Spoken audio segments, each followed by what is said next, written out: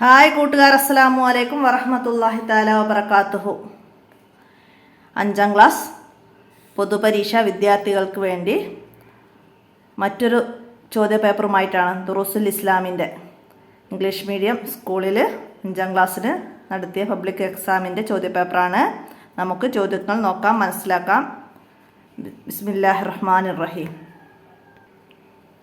ഒന്നാമത്തെ ചോദ്യം മുതൽ ശരി അടയാളപ്പെടുത്താണ്. അപ്പോൾ നമ്മൾ മുമ്പ് ചെയ്ത ചോദ്യപേപ്പറിലുള്ള ചോദ്യങ്ങൾ തന്നെയാണ്. അപ്പോൾ നമുക്കൊന്ന് ഒറ്റ നോട്ടത്തിൽ വായിച്ച് പോവാം. ഭരണകർത്താക്കൾ നൽകിയ സമ്മാനം സ്വീകരിച്ചില്ല. ആരായിരുന്നു? ഇമാം അഹ്മദ് ബിൻ ഹംബൽ റളിയല്ലാഹു അൻഹു. ഭരണകർത്താക്കൾ നൽകുന്ന സമ്മാനം സ്വീകരിക്കില്ല.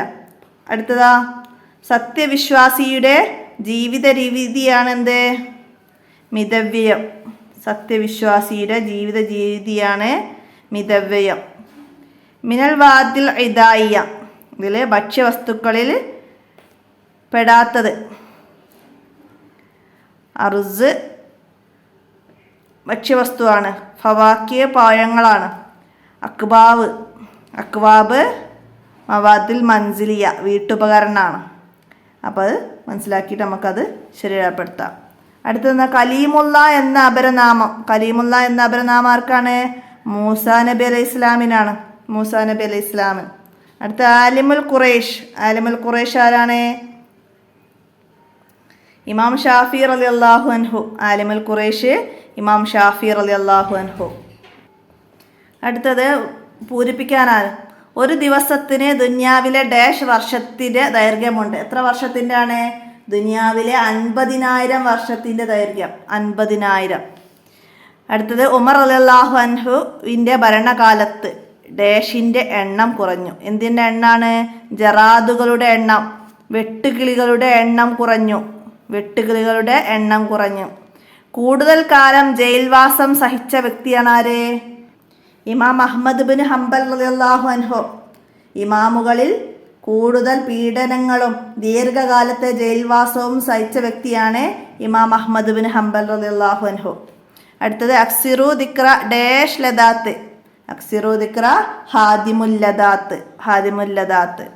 അടുത്തത് അമലും ബിലാ ദിക്രി മനിയത്തി. അമലും ബിലാ ദിക്രി മനിയത്തി ലാസർ വബി ദിക്രിഹ ഹക്കൻ കലർവി മആബില. മരണത്തെ ഓർക്കാതെയുള്ള അമലുകൾ പ്രയോജനമുണ്ടാവുകയില്ല. മരണത്തെ ഓർക്കാതെയുള്ള അമലുകൾക്ക് പ്രയോജനമുണ്ടാവുകയില്ല. മരണത്തെ ഓർത്തുകൊണ്ടുള്ള അമലുകൾ പിക്കാസുകൾ കൊണ്ട് വെട്ടുന്നത് പോലെയാണ്. മനസ്സിലാക്കുക. അടുത്ത ഇനി ചേരുമ്പടി ചേർക്കാനാണ്. എന്താ ഇവിടെ വന്നത്? ഔലിയാക്കളിലൂടെ പ്രകടമാകുന്ന അത്ഭുതമാണെന്ത്? കറാമത്ത്. കറാമത്ത്. അപ്പം അതിൻ്റെ സി നമുക്കവിടെ എഴുതി കൊടുക്കാം. അടുത്തത് ഹൗഫ്. ഹൗഫ് എന്ന് പറഞ്ഞാൽ എന്താണ്? പേടി. ഹൗഫ് എന്ന് പറഞ്ഞാൽ പേടി. അപ്പം അതിൻ്റെ ഡി നമുക്ക് അവിടെ എഴുതാം. ഡി. നൂറുല്ലാഹി. നൂറുല്ലാഹി എന്ന് പറഞ്ഞാൽ അള്ളാഹുവിൻ്റെ പ്രകാശം. അള്ളാഹുവിൻ്റെ പ്രകാശം. അപ്പം അതിൻ്റെ എ നമുക്കവിടെ എഴുതി കൊടുക്കാം. അടുത്തത് അനനാസ്. അനനാസ് എന്ന് പറഞ്ഞാൽ കൈതച്ചക്ക. അനനാസ് എന്ന് പറഞ്ഞാൽ കൈതച്ചക്ക. അപ്പം അതിൻ്റെ ബി നമുക്ക് അവിടെ എഴുതാം. അപ്പോൾ അതുപോലെ മനസ്സിലാക്കി പഠിക്കുക. അടുത്തതും ഒരു മാച്ച് ദ കോളം തന്നെയാണ് വന്നത്. എന്താ വന്നത്? അൽ ഇമാമുൽ ആളം അബൂ ഹനീഫ. ഇമാമുൽ ആളം അബൂ ഹനീഫ എന്താണ്? Option B അവ്വലു അഇമ്മത്ത് അർബ. 4 ഇമാമുകളിൽ പ്രഥമനാണ് ഇമാം അബൂ ഹനീഫ റളിയല്ലാഹു അൻഹു. അതിൻ്റെ ഓപ്ഷൻ ബി എന്നത് നമുക്കവിടെ എഴുതി കൊടുക്കണം. അടുത്ത് അൽ ഇമാം അഹ്മദ് ബിൻ ഹംബൽ. ഇമാം അഹ്ലി സുന്ന എന്ന അപരനാമത്തിലാണ് ഇമാം അഹ്മദ് ബിൻ ഹംബൽ അറിയപ്പെട്ട. അപ്പം അതിൻ്റെ എഴുതാം. അൽ ഇമാം ഷാഫി റളിയല്ലാഹു അൻഹു ആലിമുൽ ഖുറൈഷ്. ആലിമുൽ ഖുറൈഷ്. അപ്പം അതിൻ്റെ ഡി നമുക്കവിടെ എഴുതാം. അൽ ഇമാം മാലിക് ബിൻ അനസ്. ഇമാം ദാരിൽ ഹിജ്ർ. ഇമാം ദാരിൽ ഹിജ്ർ എന്നാണ് അറിയപ്പെട്ടത്. അപ്പം അതിൻ്റെ സി നമുക്കവിടെ എഴുതാം. അതൊക്കെ നന്നായി മനസ്സിലാക്കട്ടോ. 1 വേർഡ് ക്വസ്റ്റ്യനൊക്കെ ആയിട്ട് ഇതിനെ തിരിച്ചു വരും. മനസ്സിലാക്കുക. അടുത്തത് എന്താണ്? ഇമാം അഹ്മദ് ബിൻ ഹംബൽ റളിയല്ലാഹു അൻഹു ജനിച്ചത് എവിടെ? അഹ്മദ് ബിൻ ഹംബൽ റളിയല്ലാഹു അൻഹു ജനിച്ചത് ബാഗ്ദാദിലാണ്. ബാഗ്ദാദ് ഇറാഖിലെ സ്ഥലമാണ് ബാഗ്ദാദ്. അടുത്തത് തണൽ മരങ്ങളും ഫലവൃക്ഷങ്ങളും നട്ടുപിടിപ്പിക്കൽ സുന്നത്താണ്. തണൽ മരങ്ങളും ഫലവൃക്ഷങ്ങളും നട്ടുപിടിപ്പിക്കൽ സുന്നത്താണ്. അടുത്ത അമാനത്ത് നഷ്ടപ്പെടൽ എന്തിൻ്റെ അടയാളമാണ്? എന്തിൻ്റെ അടയാളമാണ്? ഖിയാമത്ത് നാളിൻ്റെ അടയാളമാണ് അമാനത്ത് നഷ്ടപ്പെടൽ. അടുത്ത ഇമാം ഷാഫി റളിയല്ലാഹു അൻഹു ജനിച്ച വർഷം. ഇമാം ഷാഫി റളിയല്ലാഹു അൻഹു ഹിജ്റ 150 ഫലസ്തീനിലെ അസ്സയിലാണ് ജനിച്ചത്. ഫലസ്തീനിലെ അസ്സയിൽ മനസ്സിലാക്കുക. അടിമ എന്തു ചെയ്യുമ്പോഴാണ് അല്ലാഹു തആല കൂടുതൽ സന്തോഷിക്കുക? അടിമ തൗബ ചെയ്യുമ്പോഴാണ് അല്ലാഹു തആല കൂടുതൽ സന്തോഷിക്കുക. അടുത്ത ഒറ്റവാചകത്തിൽ ഉത്തരവിധാനം. ഇന്ത്യയിൽ നിർമ്മിക്കപ്പെട്ട പള്ളികളുടെ 5 സ്ഥലങ്ങൾ എഴുതുക. ഇന്ത്യയിൽ നിർമ്മിക്കപ്പെട്ട പള്ളികൾ കൊടുങ്ങല്ലൂർ, കൊല്ലം, ഏഴിമല, ശ്രീകണ്ഠപുരം, ധർമ്മപടം, പന്തലായനി, ചാലിയം, ബടക്കൽ, കാസർഗോഡ്, മംഗലാപുരം തുടങ്ങിയ സ്ഥലങ്ങളിലാണ് ആദ്യം മസ്ജിദുകൾ നിർമ്മിച്ചത്. അടുത്തത് മഹ്ശറയിൽ ആരെല്ലാമാണ് നമുക്ക് ശുപാർശ ചെയ്യുക? ആരെല്ലാമാണ് നമുക്ക് ശുപാർശ ചെയ്യുക?